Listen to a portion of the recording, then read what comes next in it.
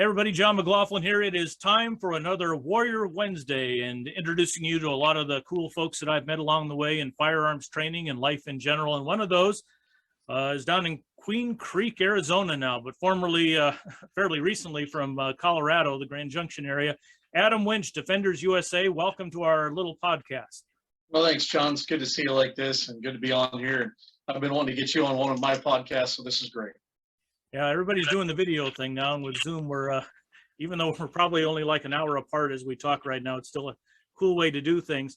So I'm bringing you on because you have a ton of real-world experience actually having to use your gun for business. And just tell me a little bit of your background without getting too deep in the weeds. Okay, so missionary kid, grew up in West Africa, so still learning English. Came back to the States when I was turning 18. Ran off to a military college, just think like VMI, West Point, Citadel. In fact, it's right up in the same town where Brian Hill and the Complete Combatants at. Oh yeah. So Dahlonega, Georgia. But then from there, later joined the U.S. Army. Went in as an MP. Got bored with that pretty quick, and then moved into like SRT, PSD, ERT, whatever acronym, right? So, right. So TAC, kind of TAC type stuff. Later, police officer, Grand Junction, Colorado. So about 9.5 hours north of where we're at now. But Grand Junction cop there for a long time. While as a junction cop, of course, most of the time I work patrol, but ran street crimes for 3 years, SWAT team for some years, and then trainer there. Later went back to the National Guard. They were looking for trainers, so I joined the Guard in Colorado just to kind of train people, and kind of ran around just training every genre of military from raw recruits and on up. So started my company, Defenders USA, as a kind of a cry for help in Junction. We had some bad things happen to some people, and they wanted some training, and I happened to be somebody they came to, and without even knowing, I kind of did it on a part-time scale on the side just for pizza, really. And it grew a name, and it started growing, and I wasn't expecting. I think the Lord just kind of opened the door that I wasn't expecting. Mm-hmm. And it grew into a part-time thing. And then later I took it full-time, I think in 2013, took it full-time. My hot little wife is still a cop, but took it full-time and been training. I mean, we've had thousands of people go through our courses, and we do everything from unarmed stuff, corporate training, churches, all the way to all sorts of things, from grandma good cookies with a gun to literally SWAT teams. So that's kind of the background there, and I sure enjoy it, and it's a calling. It's a ministry.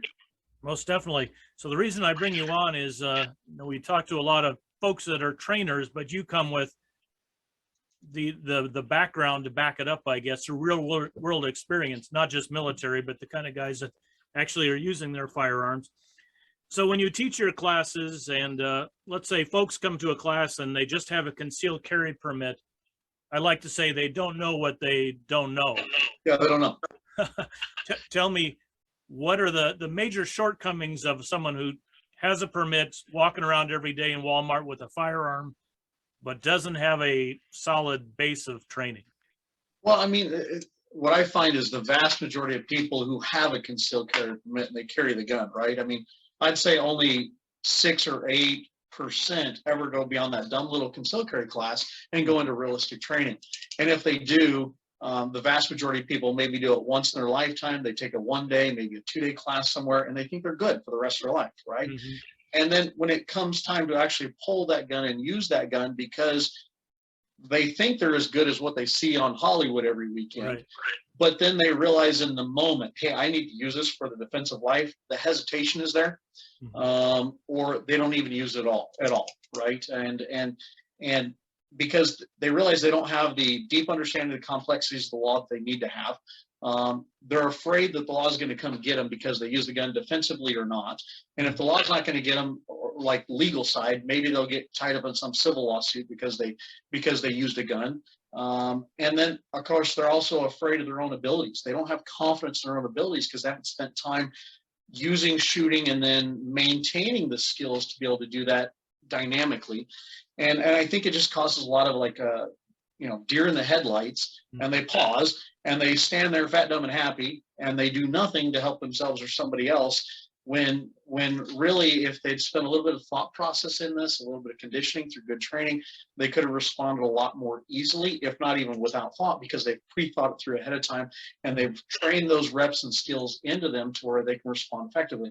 And to me, I just find too many people take the class, the concealed carry class, think they're ninjas and Rambos with a gun. Right. They're not, and they don't find it out until the moment when they need it. And to me, that was the biggest thing ever, right? As a cop, I dealt with so many different concealed carry holders, and it started to become a frustration. In fact, the whole reason I started my company was because I was dealing with concealed carry holders who had been through the terrible concealed carry courses in our area, strapped on a gun, and within 3 or 4 weeks, they got their tails in the crack somewhere, and suddenly they didn't want to do.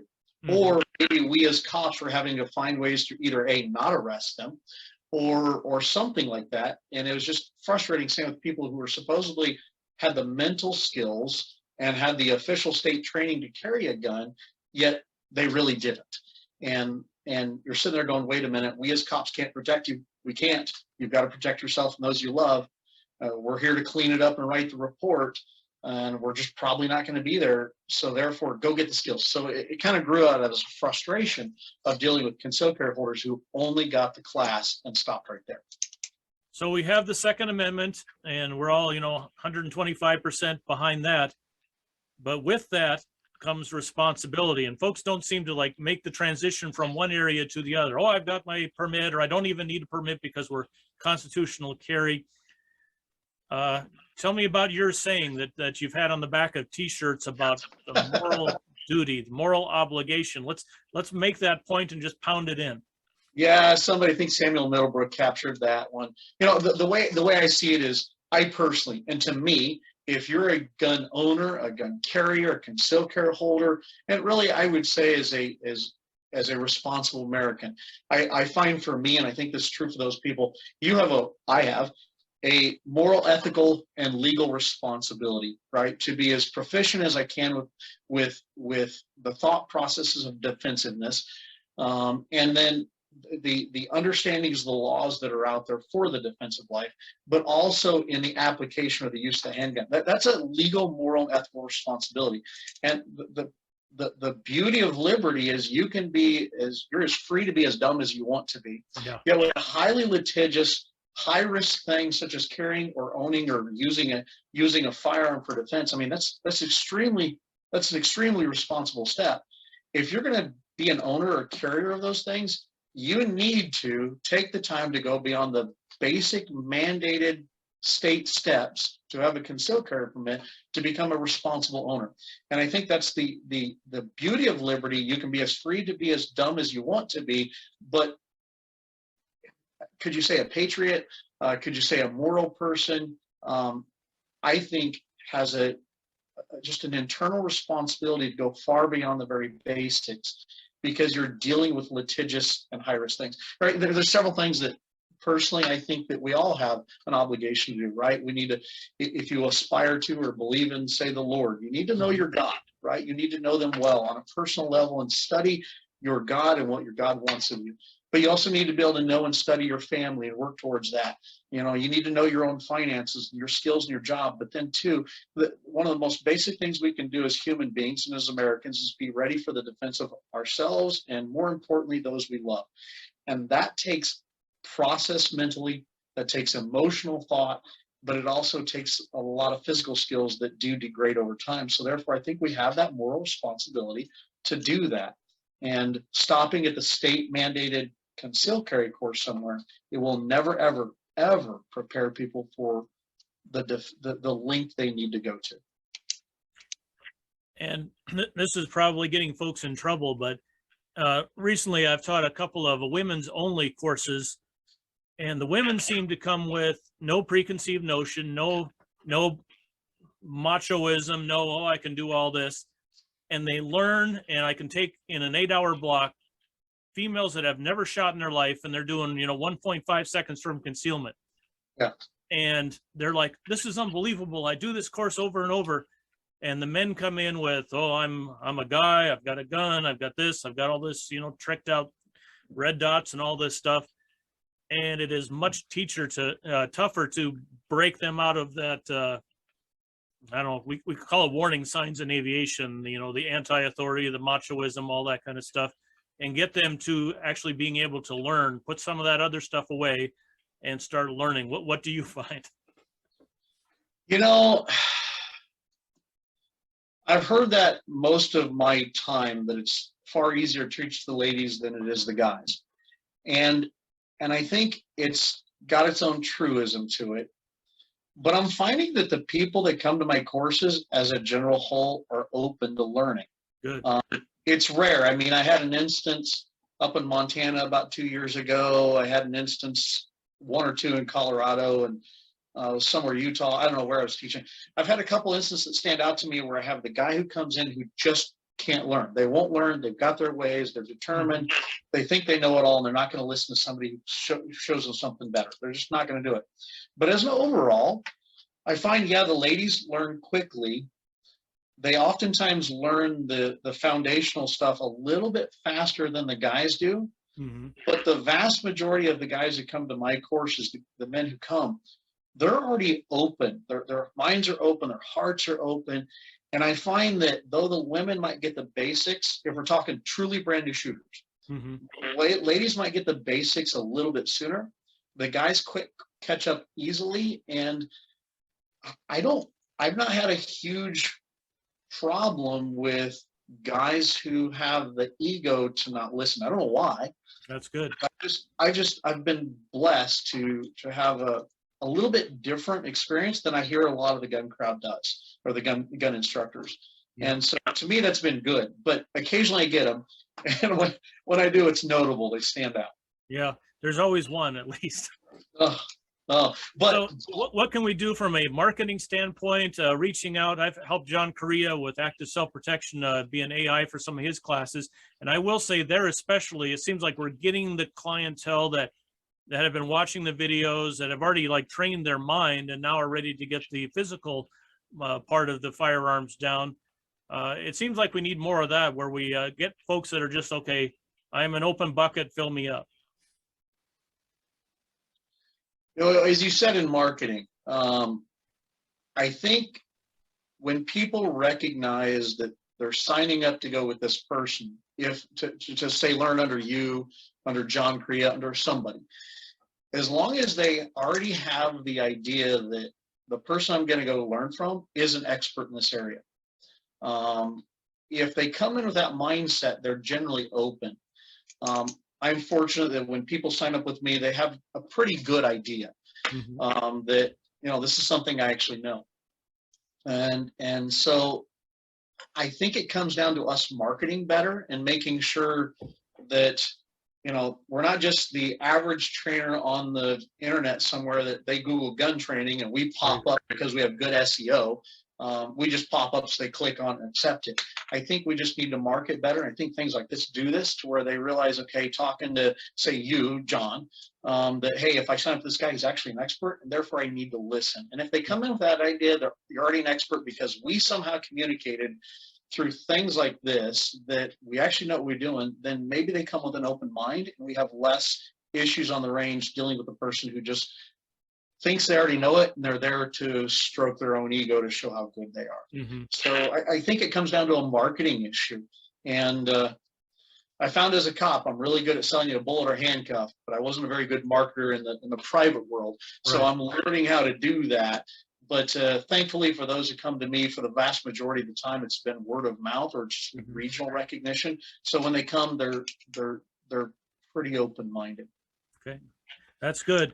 Let's talk a little bit about not having to use your gun, and that is, like you say, the best way to avoid a gunfight is to avoid a gunfight. So when you teach, let's talk about just basic awareness. So you're walking into a place, you know, where there's a couple thousand people in a big store or an outdoor event.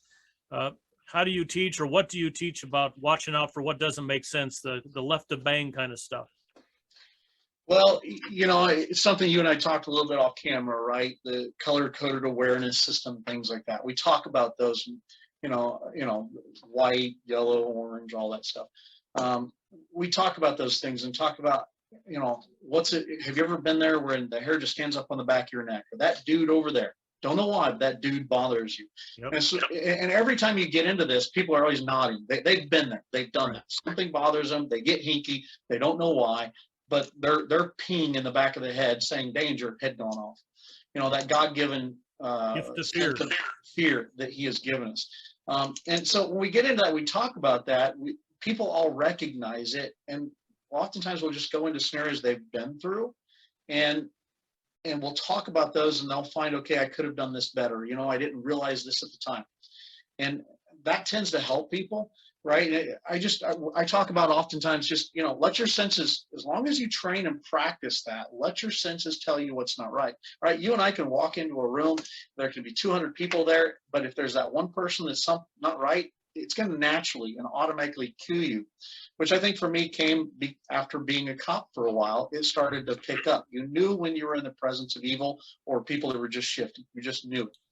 But the average person who hasn't lived the gun life, say maybe you have or I have, that sometimes they live oblivious. That needs to be honed and talked about. And the more we spend time talking about it, we do that a lot of my courses, to wake that up in people, to learn to pay attention to their senses. Because I found we in America, right? I come back to the States, in first world countries like here in the US, people have a relaxed sense of evil, right? Not danger, but evil. They have a relaxed sense of evil because we've got cops running around, like my hot little wife who's just taking care of everything that's out there. We live a generally safe life compared to overseas. So Americans have a relaxed sense of evil, but when they start realizing it can happen to them, or they've been a victim before, somebody they know has been a victim, they start paying a little bit more attention to it. And if we can talk and discuss it through to where they open their own mind to start being more observant to their surroundings, they themselves become their own defender because they start sensing evil. And it really is just getting around somebody like you or me or others who goes, wait a minute, evil's out there. Have you ever seen this or been through this or talked? You know, the more we do that, the more I see they open their minds, and I don't know, just a slow, gradual process of growing that through courses and talking to them and being around them. And it's been so interesting, as you've probably heard the same stories, as I have students constantly, they'll write or call and be like, hey, I went through the course and wow, this happened to me. And if it hadn't been that we learned all that in that course, and we talked about it so much, I might not be here today, right? Or this was bad. And I've heard that over and over. I'm sure you have too. And it's so gratifying to hear that, because I know that through training like these, we're actually either saving lives or a lot of medical bills and trauma because they woke it up. So I don't know if that's a good answer to your question, but you get the general idea. Yeah. And as you mentioned, it's not always having to use the gun. Sometimes it's knowing when not to use the gun, or when to use the gun and not press the trigger. I had a call not too long ago, someone who simply just had to present their weapon against someone who broke in their house and said, I will shoot you if you don't leave. And the guy turned around and left. Okay, that's a win, right? Didn't have to shoot anybody, didn't have mess to clean up, and nobody got hurt. Well, despite what Hollywood shows and everything else, there's absolutely nothing sexy about pulling a trigger on another human being. There just isn't. Right. And especially adding today's litigious society here in the US.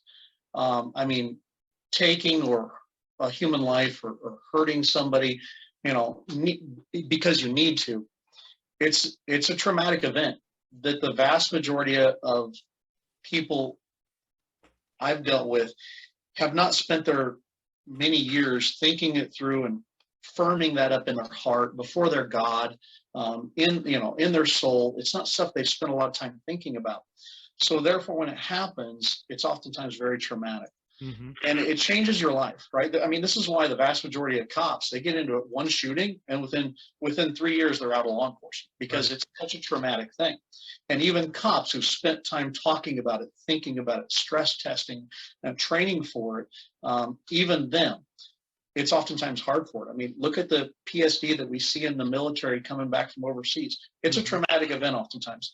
And so therefore, if you can avoid the fight in the first place, better, because as I tell my people over and over, there's nothing sexy about it. It's not cool.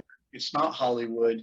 It will absolutely change your life, and in ways you don't want or have ever thought of before, unless you spent time around somebody like you. And there's just nothing you want to have to do with it. But if you have to, you need to have the steel of heart, Right. and I believe the training to help make that more efficient, but not just to be a good shooter, right? A good manipulator. I think more importantly, see the signs to avoid it, but if you can't avoid it, be skillful enough to end that conflict as quickly as possible. And as, or even more important, prepare, think through the massive emotional, legal, mental, and spiritual aftermath that comes. There's almost two wars when it comes to a gunfight. There's the gunfight itself, then there's the war that's after, right? Because too many people lose marriages, lose families, drown their sorrows in a bottle or in a needle or in addictions to too much credit, something like that, all because they're not dealing with the trauma afterwards. And to me, if you and I and others like us can help them not just become skilled shooters, right? Any monkey can learn to shoot. Hopefully we can teach them well, but prepare for the aftermath. I think that's probably as or more important than the rest of it. Yeah, that seems to be forgotten. Even, you know, not in LE as heavy as you are, but certainly lots of friends that have been in real world engagements. And it seems like after the fact, they're holding it all in, they're bottling it in, they're trying to carry themselves. And eventually it just gets to the point where either there's just a huge breakdown and it flushes out, or they don't, and the breakdown goes badly. And, you know, we have outcomes we don't want to hear about. One thing, you mentioned the Lord several times, interviewed some real life gunfighters lately. Greg Stevens from the Garland, Texas event, he was just on with us last week. And he talked about the role of faith and kind of how that faith helps with the resilience after something like that, being able to, you know, not only get counseling and talk to your family, but dump this out on the Lord.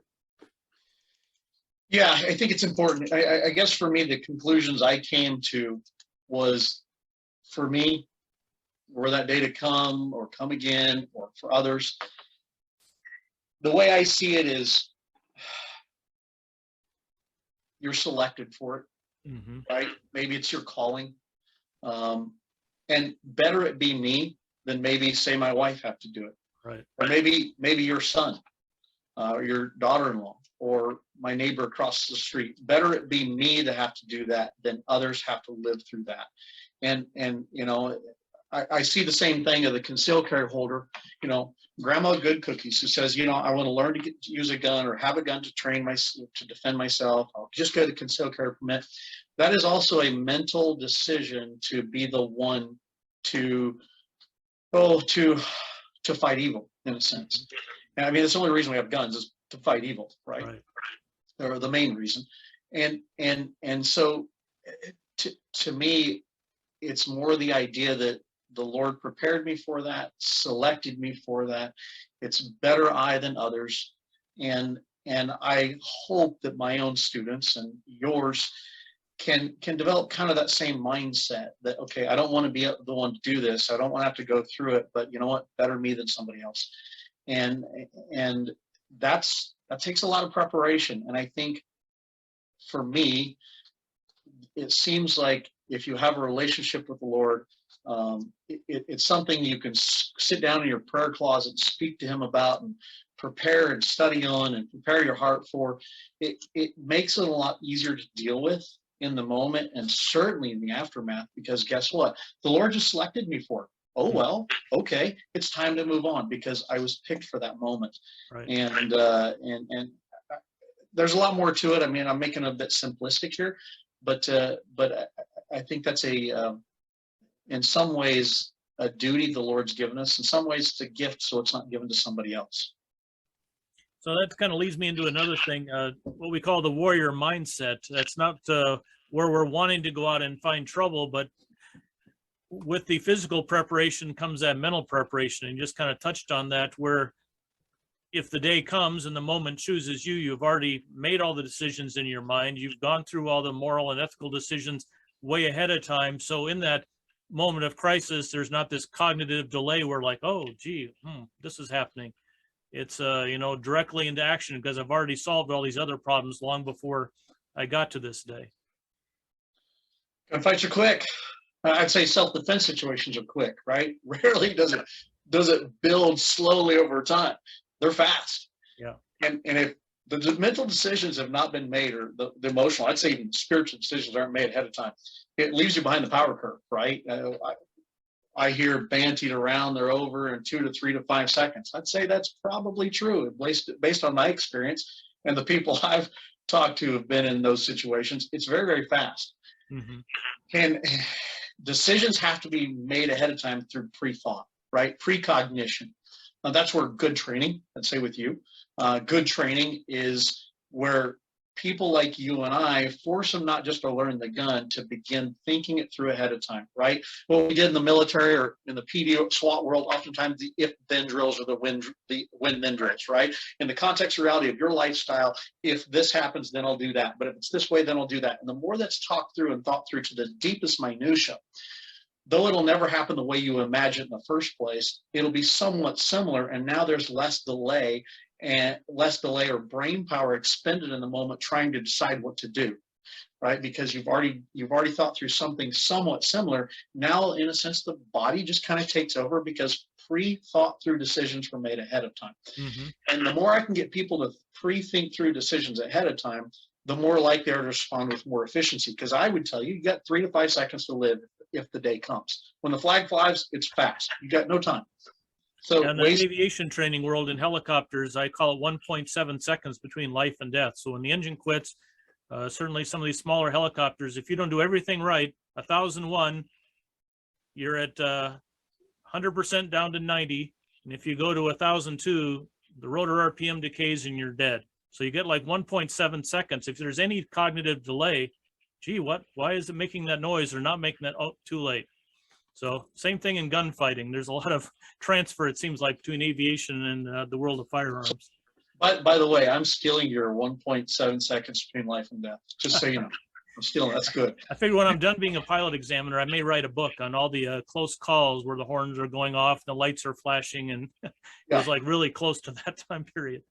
Well, and those skills, that mentality transfers. You know, I guess the more we can do this with people, I think the more people could be saved or less hurt, right, in the moment if they did that through. And I know for me, right, I've got 12 different situations that I've had to think through my life in great detail. If this happens, this is exactly what I'm going to do, and they're very, very deeply thought through. Guess what? I've had to use 4 of those in my life. Mm-hmm. Some on duty as a cop, some off duty, not as a cop, or off duty. And I'll tell you what, if I had not cognitively processed those different things, I probably wouldn't be here today. And right. So the goal for me, and I think for the good trainers, right, is to get people to think that way. And everybody's life is different, right? So the way maybe a truck driver needs to think this thing through might be different than, say, the homemaker, or right. The accountant might be a little bit different than somebody working the cashier somewhere, right? They're all going to be a little bit different. But the more we can more cognitively encourage people to pre-think things through, if it goes this way, then I'll do that. If it changes here, I'll do this. But as it does this, I'll do this.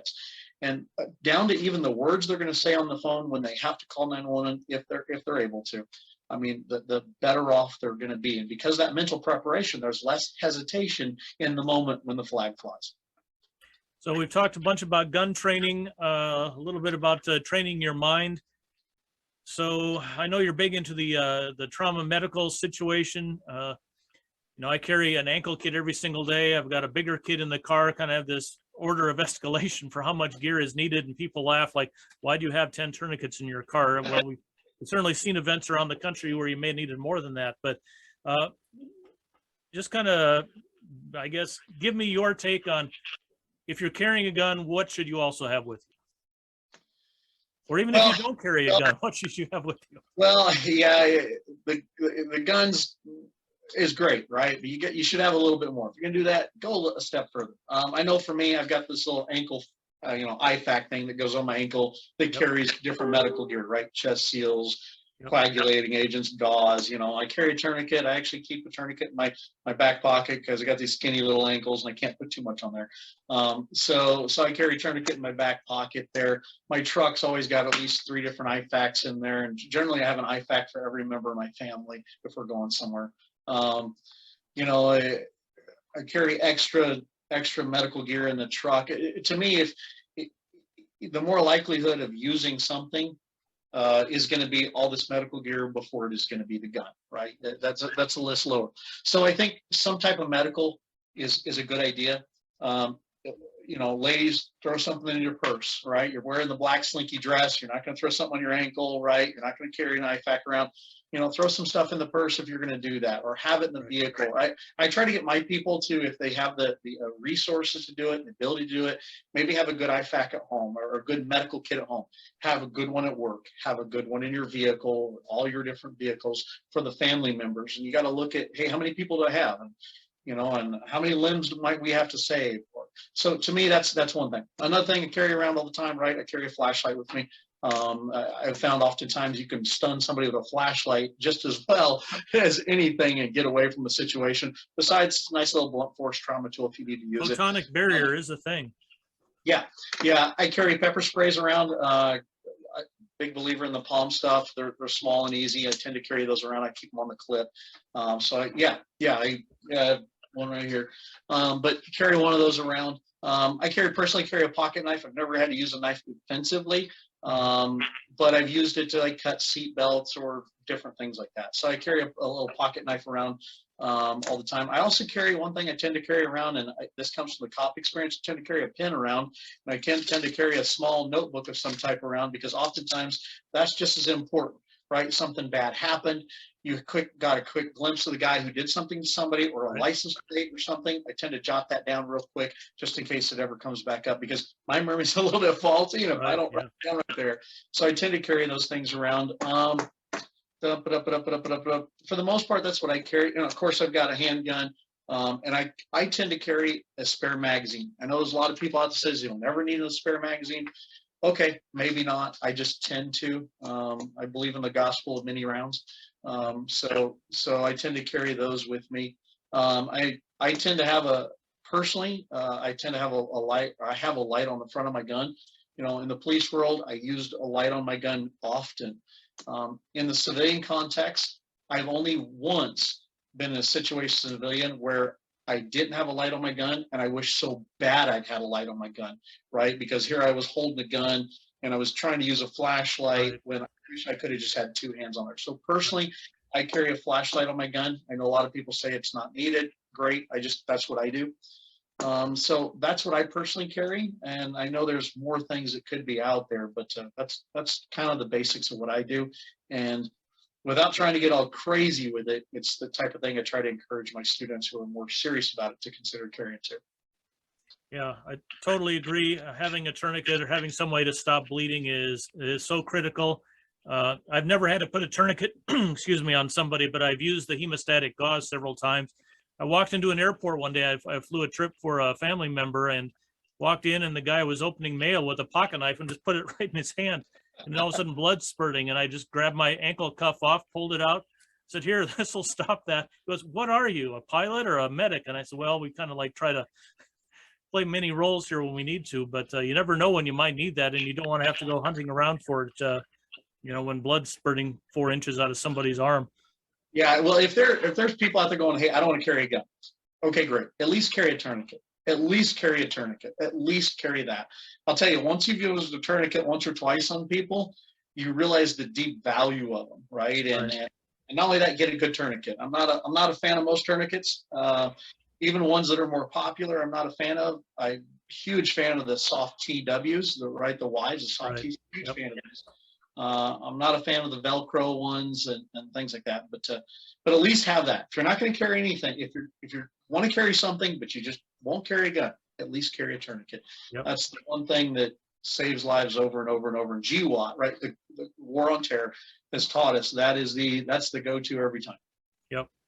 And it's easy. And if you're got a major bleed, you have about, you know, somewhere in the order of 2 minutes before could be lights out, or sometimes even less. So yeah, don't have time to run back to the car. You see the police videos like John shows on his channel, like, who's got a tourniquet? Where's the IFAC? Run to my car, get the IFAC, when they could just have it right there.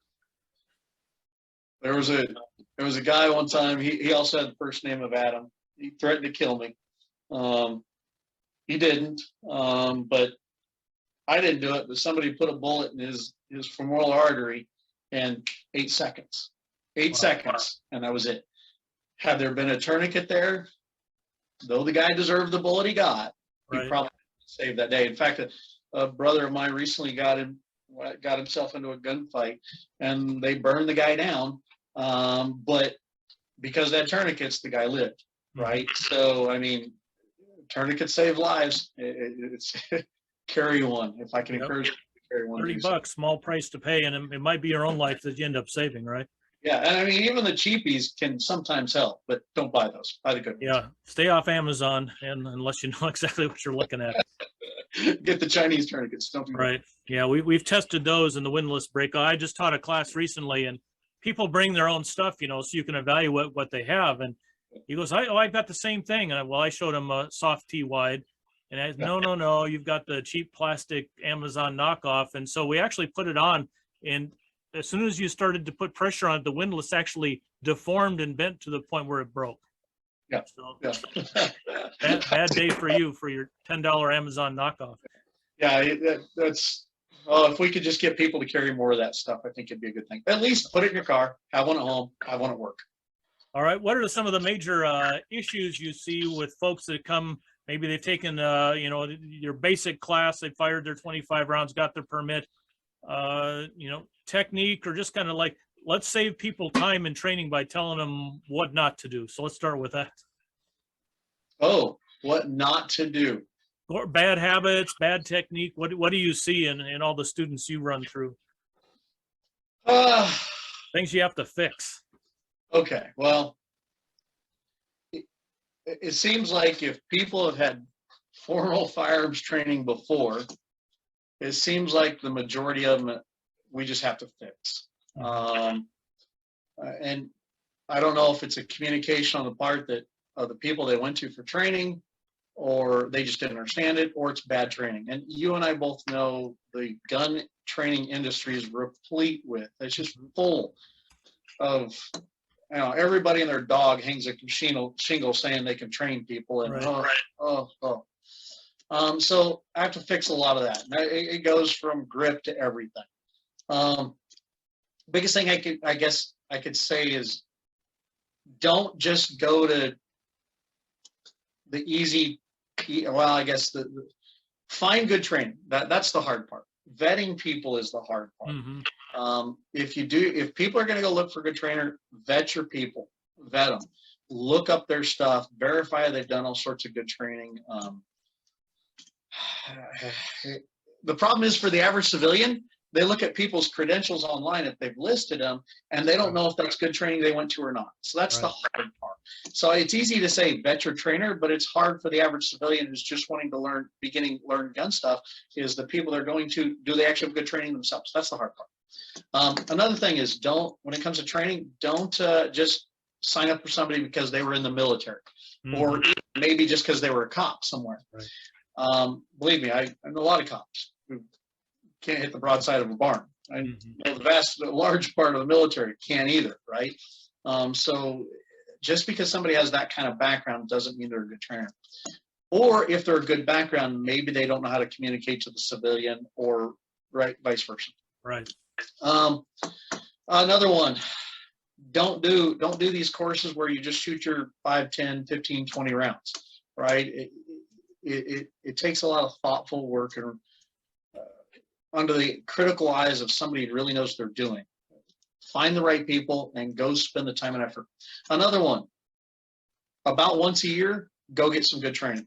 It doesn't have to be always under somebody else. As long as you've trained yourself, you can get good training, but better go to the critical eyes of somebody who knows what they're doing, and don't always stick with one trainer, right? I have students who, they come to me and they come to me and come to me for years. At a certain point, I've trained them to where, but I've trained them as far as, right, and they're so well trained, but it's oftentimes better. I try to push them off to, now go learn from somebody else. Go learn from a John McLaughlin, because he's going to say it differently. He'll have a slightly different technique. He's going to learn new things, right? So go to a myriad of different trainers.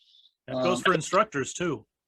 Yeah, absolutely. I've been blessed last couple of years. I've been hitting so many trainers, it's ridiculous. And I am learning tiny nuances in every new class. It's been interesting. Dry fire.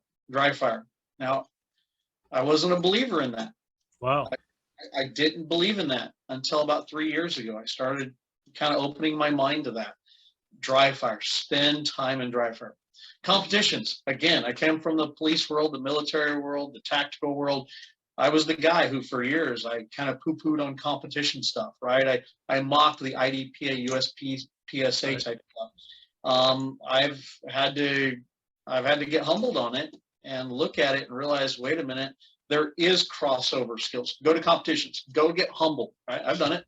Go get humbled, go get your butt whooped in competition somewhere and realize there's all sorts of good training out there in competitions. Just be open and learn, study what you can, you know. At the same time, don't delve too deeply.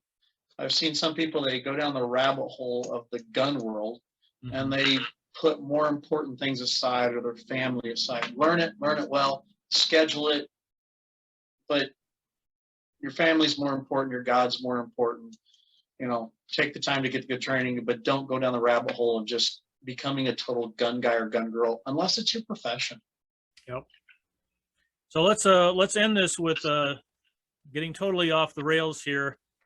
I think we're kind of like in the same political spectrum here, but do you see this country getting any better where the need for self-defenders is going away because we're going to be so safe and kind and friendly, or do you see it trending the other way where we're heading for more violence than we've seen in the past? Let me start with the more personal side of it. Okay. When I first started as a cop in Junction, right, I'd be going to 3, 4, 15 calls per shift. Over the years, it grew and grew and grew. It got to where by the time I left there, my wife left there, we moved to Queen Creek, they're hitting 15, 20, 30 calls a shift or something like that. And the call log is stacked. There's 20, 30 on the board when you go on shift, and they're huge calls, right? They're what we call priority 1s, 2s. I saw personally that crime, and I'd rather just say evil has grown in the 20-ish years that I've been in or around the law enforcement world.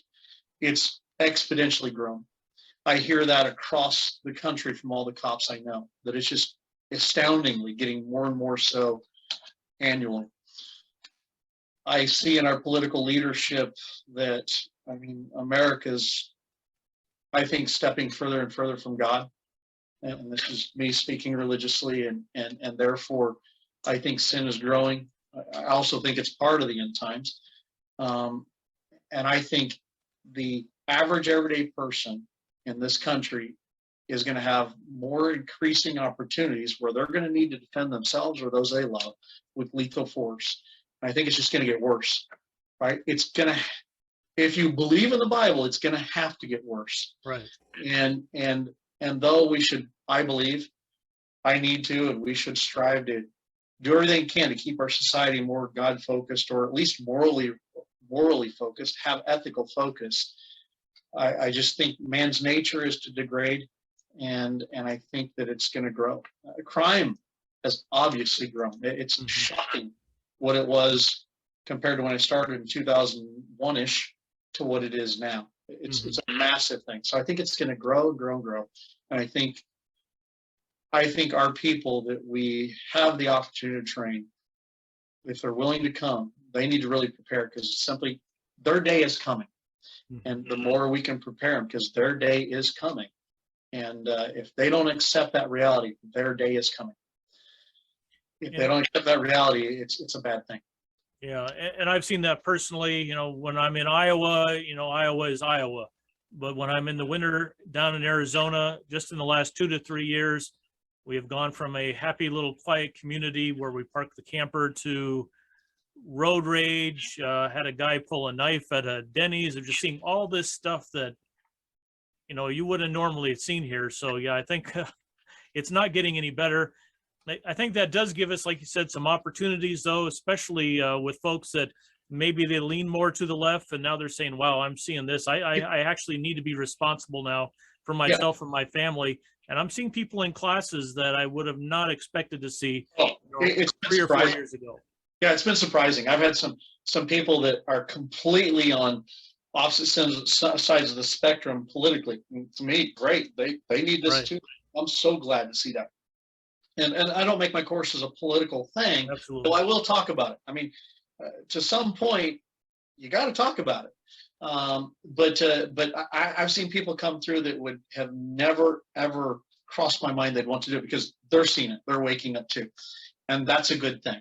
And the more we can get even those who have been anti-gun or just never thought of it, I mean, the more we can train them, the better, because the day's coming. So it's been amazing to see the transformation. I mean, the last 4 or 5 years, wow, it's kept me hopping. I know for me, our business has been so busy, it's ridiculous. Well, Adam, I appreciate the time today, coming from your background and significant experience, for sharing your thoughts with us. And if folks take anything from this, it is to get training. Just to put anything that's been in your mind in the past and go out, seek good training and get good training, because the friendly society is not going to be so friendly anymore. I agree with you 100%. Thanks for your time. Thanks for what you do. Likewise. Thank you, and thank your wife for what she does as well. Oh, well, she's coming home for the weekend, so I'm gonna smack the girl around and have some fun. We'll enjoy our weekend. All right. Good to see you, brother. Take care. All right, see you. Yep. Bye-bye.